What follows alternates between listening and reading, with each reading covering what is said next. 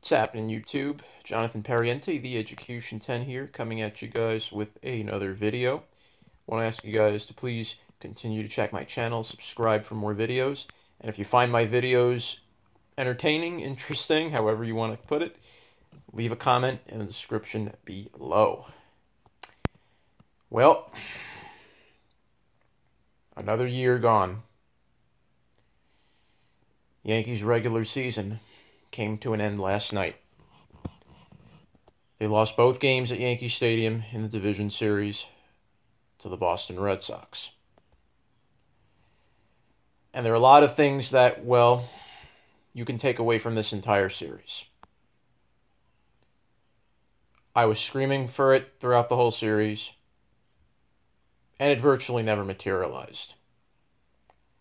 Where was the Yankees' clutch hitting?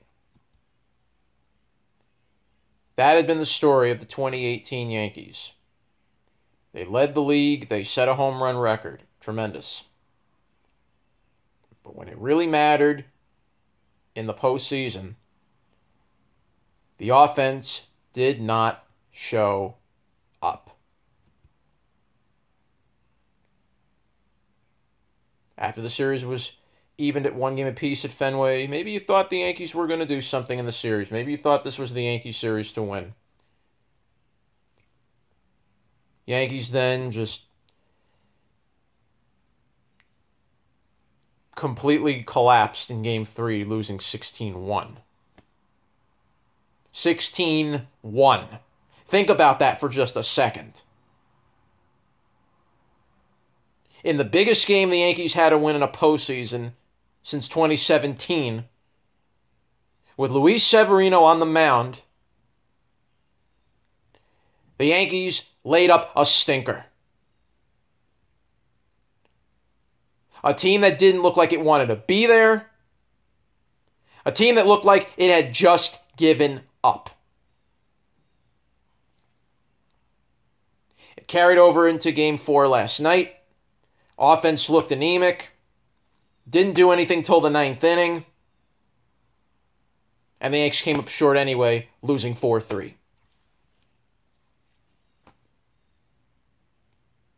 Yes, the hitting was a problem. The Yankee offense couldn't generate a simple hit and run. Couldn't generate a simple sacrifice. Red Sox are a contact hitting team. They don't always rely on the home run. They'll move runners over. They'll be aggressive on the base paths. But where were the Yankees doing that? It was either home run, strikeout.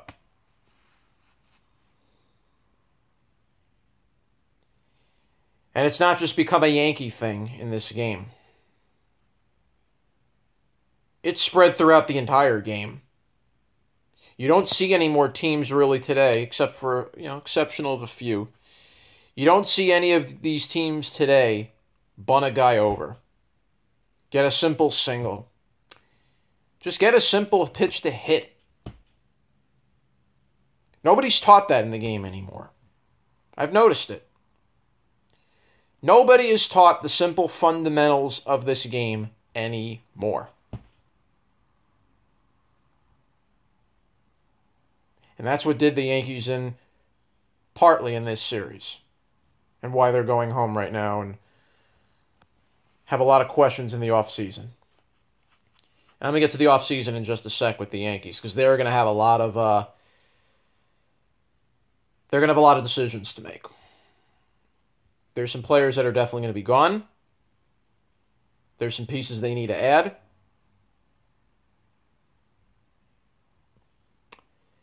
And we're going to see where this goes.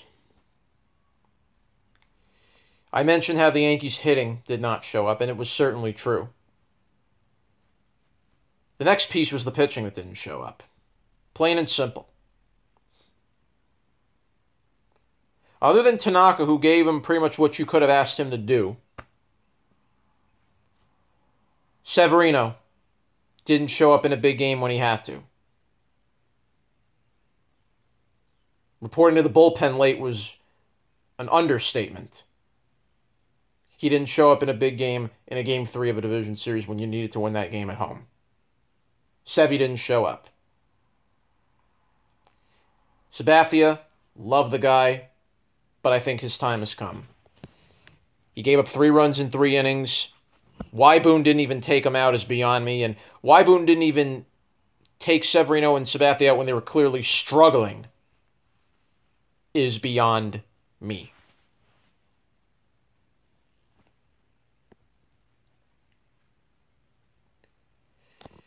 Now I know everyone's going to say, oh, it was Aaron Boone's first playoff. Oh, rookie manager. Managers make rookie mistakes. Well, if your pitcher is not doing his job, if he can't put hitters away, and he's laboring through an at-bat, why are you still running him out?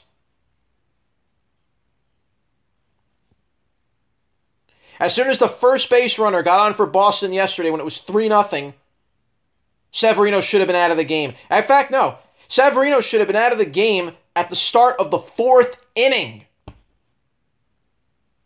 But Boone leaves him in. He loads the bases with nobody out. And then pulls Severino. And look where that ended up. Lance Lynn came in. And then Boston went on a blitzkrieg from there. Last night, Sabathia gets you through 2 innings. Okay? But now the 3rd inning began, and this is where Boston went off. All started by hitting Andrew Benintendi. From that point, in the Yankees' arms, he said it himself, Betances, Green, Chapman, Robertson were all available to go 2 innings. And instead, you left CC in when he didn't quite have his stuff, and he was struggling around the plate, and you allowed the game to be down 4-0. And afterwards, the Yankees really didn't bat an eye after that. They just scored 1 run on a sac fly, and then until Kimbrel came in, the Yankees really had a chance. Shouldn't have taken until the 9th inning, if you ask me.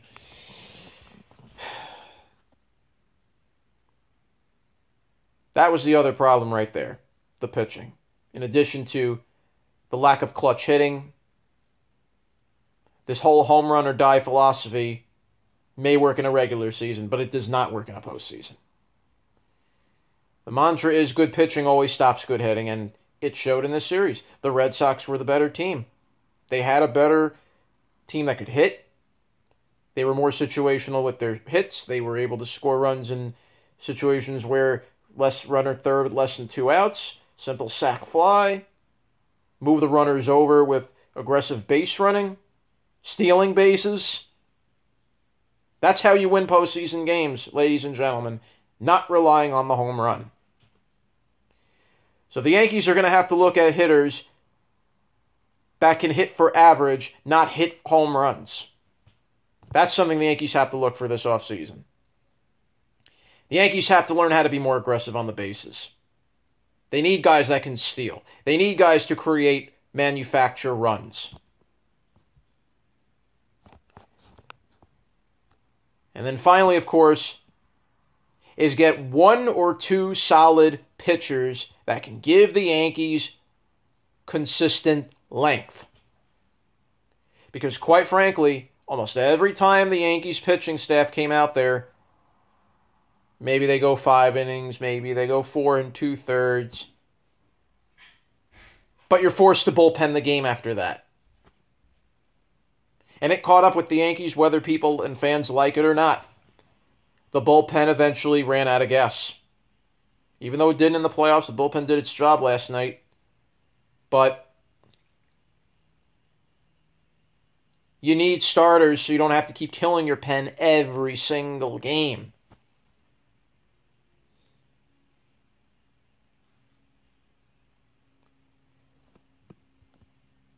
Now, there's going to be free agents available this offseason that the Yankees could get their hands on as far as starting pitching is concerned. Patrick Corbin, free agent. Dallas Keuchel, free agent.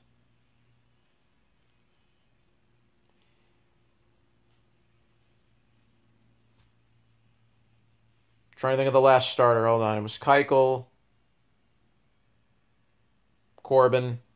One more was a right-hander. I'm going to see if I can remember the name as we go. But 3 names are out there for the Yankees to get their hands on. Oh, here we go. Charlie Morton. That was it. So 2 of the 3 free agents are Houston Astros who have won a World Series. If I'm the Yankees, that's somebody I want to get my hands on if I'm them. Because I can tell you this much. A couple of Yankees are not going to be back next year. CeCe is very likely going to be one of them. As I said earlier, I love CeCe, great veteran guy. He was a great pitcher throughout his almost 20-year career. Really was. Got us a ring in his first year with the Yankees. But it's gotten to the point now where he's not the same CeCe anymore. He can't give you 7 innings a start anymore. And at 38 years old, he's not the same guy. He has problems with his knees. He has to wear a brace. I'm afraid, look, he's going to play one more season, but I think it's going to have to be somewhere else. Finish out his career with dignity. That's how I look at it. Something is going to have to be done with Severino. I'm not saying the Yankees should just get rid of him. He went 19-8, yes. But he needs to become more consistent with his delivery. He can't have these great starts for a stretch and then play like garbage in the second half of the year. That can't happen twice in a row. No way. Tanaka will very likely be a keeper. Just fine. But from that point forward, the Yankees have to find other starting pitchers. Because I don't think Happ's coming back. He's a free agent, by the way. I don't know if the Yankees are going to want to re-sign Happ, who's 36 years old. Would love to have him, but I don't think the Yankees are going to re-sign him. The Yankees have so much young talent in their farm that they're not utilizing. That they have to start utilizing now. I want to see what Justice Sheffield can do as a starter. I want to see what Chance Adams can do as a starter. I want to see what Tarpley can be as a starter. I've heard the Yankees want to make him a starter.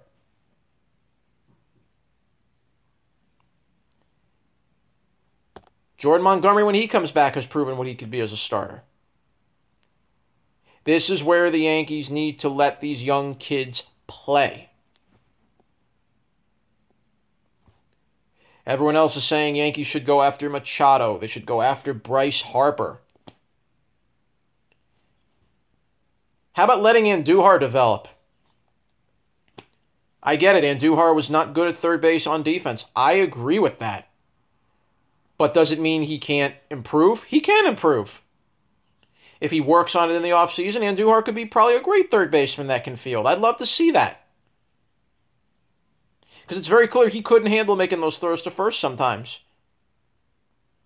I want to see if Andujar can improve on that. The kid was only a rookie. I get it. Gleyber Torres has things he needs to improve on, period. List goes on and on with what Gleyber needs to do.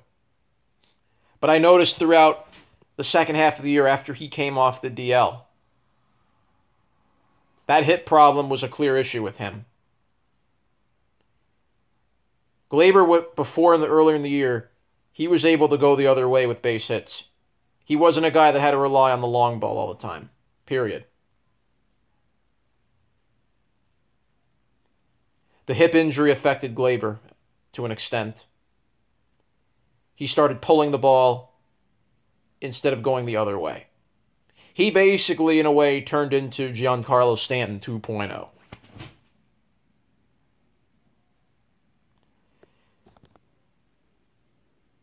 The Yankees have some great young pieces around them right now. I'm not saying they can't win a title sometime soon. But if the starting pitching is not part of the issue that's fixed next year, who knows if the Yankees will win that title? That window could close very quickly. Right now, the Yankees are kind of looking at, why didn't they get Garrett Cole? Why didn't they get Justin Verlander? Houston was aggressive and jumped on both of them. With Verlander, they already won a World Series. And with Garrett Cole, they might as well win another one with Verlander again.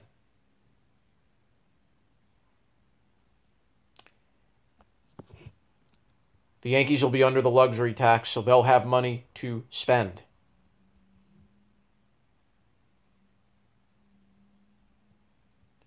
It's time for the Yankees next year to start taking things more seriously if they want to win that World Series. Because I think 2019 is not only their year to do it, but all the pressure is going to be on them to make sure they do it. Boston put up a historical season this year and played with a chip on their shoulder.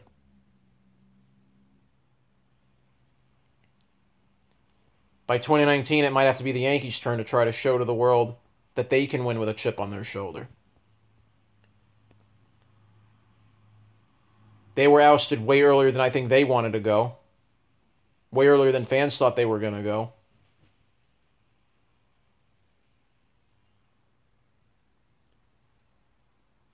Things need to change for the Yankees in 2019. Not just by the offense with the lack of hitting, but everywhere. Aaron Boone has to be a little more aggressive with his players on the base pads. Aaron Boone has to have a little bit more of a voice than he did this year. I could go on and on about it, but I'm not.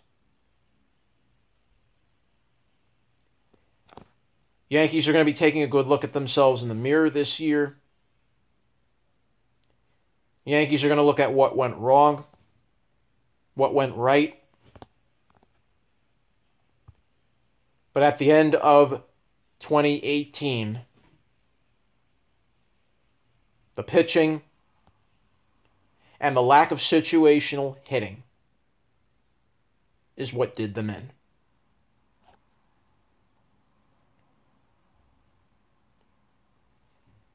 Yankee season is over for 2018. What will they do in 2019? We will see. Education 10 saying so long for now.